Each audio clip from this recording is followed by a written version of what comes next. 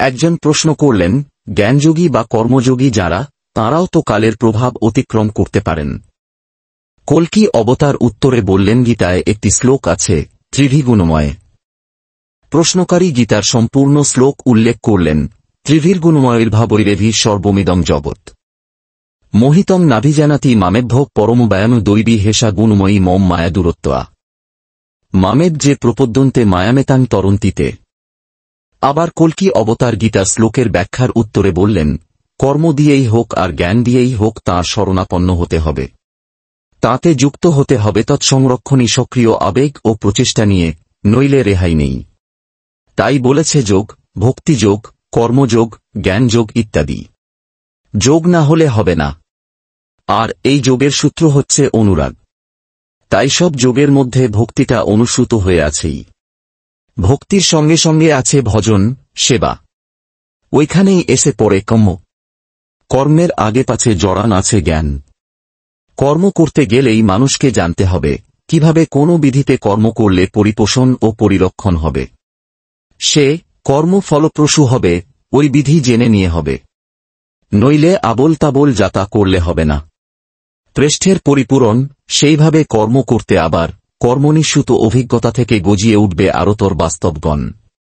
তাই ভক্তি, কর্ম, জ্ঞান অবিচ্ছেদ্য। ওর প্রত্যেকটি যোগের পক্ষে অপরিহার্য। ইষ্ট বা ভগবানকে ভালোবাসি অথচ তার জন্য কিছু করি না, কিংবা কি করতে হবে তা বুঝি না, সে জ্ঞান আমার নেই।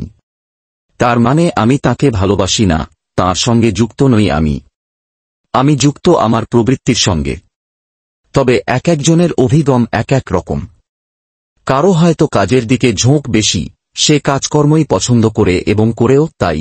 কারো হয়তো ভাবাবেগ বেশি, ভাবস্ফীতি যাতে হয়, সেই জন্য নামগুণ কীর্তন ইত্যাদি বেশি করে। কেউ হয়তো বুদ্ধিপ্রধান, সে হয়তো ভাববাদ সম্বন্ধে বোধ পরিপক্ক করে তুলতে প্রয়াস পায়। এইসব রকমারি থাকে। কিন্তু ওই প্রকৃতিগত ঝোঁকগুলি যদি ইষ্টনিষ্ঠায় বিন্যস্ত হয়, তবে গড়পড়তায় এসে দাঁড়ায় এক জায়গায়। ইষ্টই তার কাছে ধীরে ধীরে প্রধান হয়ে উঠতে থাকেন, এবং সে দেখে যে কোনটাই উপেক্ষা করবার নয়। কর্মপ্রধান যে, সে দেখে আবেগ না থাকলে, বোধ না থাকলে কর্ম নিরস ও নিষ্ফল হয়ে ওঠে। আবার আবেগ প্রধান যে, সে দেখে ইষ্টার্থ পূরণী কর্ম ও জ্ঞান না থাকলে তাকে দিয়ে ইষ্টের কোন সুখ সুবিধা হয় না। আবার জ্ঞানতপস্বী যে, সে দেখে ইষ্টের জন্য আবেগ ও কর্ম প্রচেষ্টা না থাকলে সব জ্ঞান মিথ্যা হয়ে যায়। এইভাবে প্রত্যেকের আর ভেঙে যায়। ভক্তি, কর্ম, জ্ঞানের সমন্বয়ে মানুষ সহজ হয়ে ওঠে, অবশ্য যদি সে অকপট হয়। তাই ভক্তি, কর্ম, জ্ঞান কোনটাই কোনটার বিরোধী নয়, বরং পরস্পর পরস্পরের পরিপূরক। একজন প্রশ্ন করলেন, কিন্তু বাস্তবে তো তা সব সময় দেখা যায় না। কল্কি অবতার উত্তরে বললেন, ইষ্ট সম্বন্ধে সত্তাসহ স্বার্থান্বিত হলে এমনতর না হয়ে উপায় নেই। এমনিই দেখ না কেন, হয়তো একটা লোক বিপন্ন হয়ে তোমার কাছে এসে পড়ল। তার প্রতি তোমার যে ভালোবাসা আছে তা হয়তো নয়, তবু কর্তব্যের খাতিরে তাকে যতটুকু উপকার করার করতে লাগলে নিতান্ত দায়ঠেকাভাবে। কয়েকদিন যদি তার জন্য কিছু কিছু করতে থাক, তাহলে দেখবে ধীরে ধীরে মানুষটার প্রতি তোমার একটা মায়া জন্মে যাবে। তখন ভাববে আরও কি করা যায় লোকটার জন্য। তার অবস্থা সম্বন্ধে মনে মনে খতাবে। 5 জনের সঙ্গে যুক্তিবুদ্ধি করবে কিভাবে লোকটাকে দাঁড় করান যায় জীবনে।